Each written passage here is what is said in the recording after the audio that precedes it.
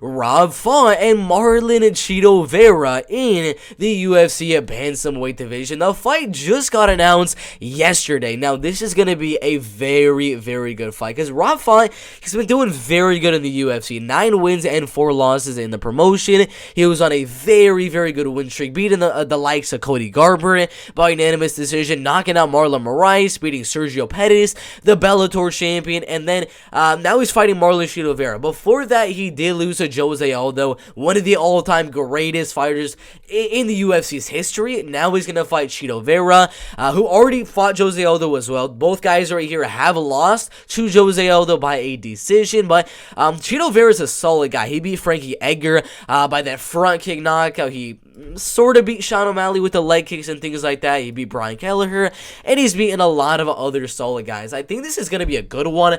When I first saw the fight, I was going Rob Font all day, but it should be a much closer fight. And the fact that it is 5 rounds, it is going to be a 5-round main event on UFC on ESPN 35 on April 30th. It's 5 rounds of action. Rob Font has been in a lot more 5-round fights. The fight with Cody Garbrandt, the fight with Jose Aldo. I do believe Marlon Vera will have good cardio for sure, but I think the main way Marlon Cheeto Vera is going to win this fight is going to be in those early rounds with the kicking game. He needs to absolutely destroy the lead leg of Rob Font, because he's a very, very good jabber. He's got really good jabs, really good 1-2s. That's the main part of his striking, is to just jab him up and just beat him in the boxing. If you can really take away the amount of power and explosiveness of that jab by taking away the lead leg, I think this could be a much more difficult fight for Rob Font than he might have been expecting for this one. So I think it's a very close one. I think either way, we're going to see a 48-47 decision win. I don't expect a finish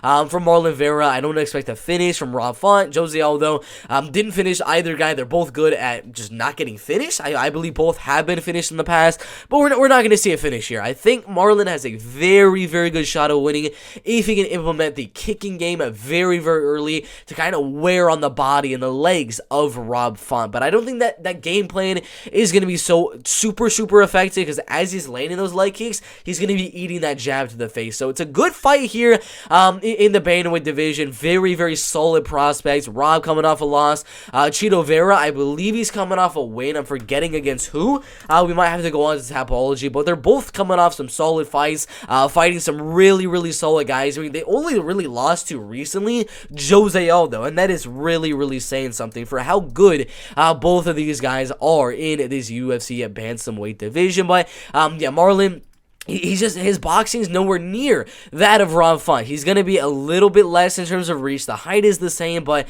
yeah, he beat Davey Grant, Frankie Edgar. None of those guys are really the style of Rob Font. He hasn't fought a straight-up boxer like Rob Font. Maybe you can say Sean O'Malley, but that was like a fluke scenario there. So it's going to be a good fight. 5 rounds, main event, UFC Fight Night, Font versus Vera. But I'm going to go Font by a decision, like most people are saying right here. It's a very, again, the Tapology has a 54% and 46%.